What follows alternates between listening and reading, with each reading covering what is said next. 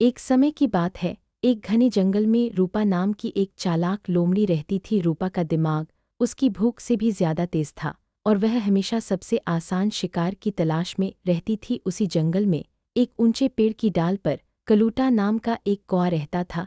कलूटा स्वभाव से सरल था, पर उसके अंदर अहंकार कूट कूट कर भरा था।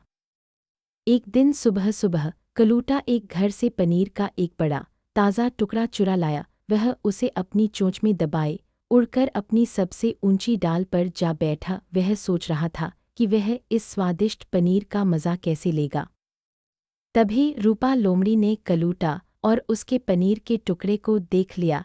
पनीर देखते ही रूपा की आंखें चमक उठीं। उसने सोचा, इस मूर्ख कौए को फंसाना बच्चों का खेल है।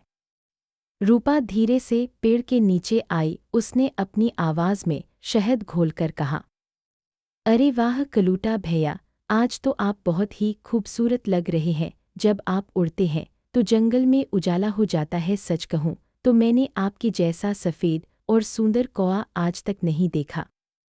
कलूटा, जो अपनी काली रंगत के कारण हमेशा दुखी रहता था, यह झूठी तारीफ सुनकर फूलकर कुप्पा हो गया। उसने अपनी गर्दन और तान ली। रूपा जानती थी कि जाल काम कर रहा है। उसने अपना अंतिम दांव चला, जो सबसे खतरनाक था।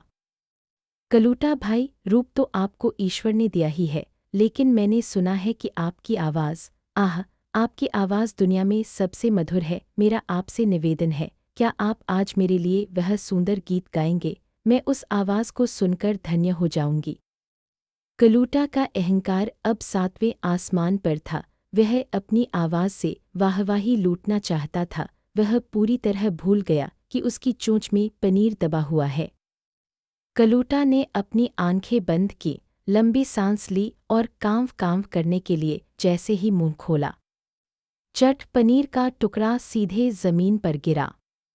इससे पहले कि कलूटा आंखें खोलता, रूपा लोमड़ी ने झटके से पनीर उठाया, उसे खाया और हंसते हुए भागने लगी। कलूटा को अपनी बेवकूफ़ी पर गुस्सा आया। उसने चीखकर पूछा, रूपा, तुमने मुझे धोखा दिया। रूपा ने पलटकर कहा, धोखा मैंने नहीं, तुम्हारे अहंकार ने तुम्हें दिया है।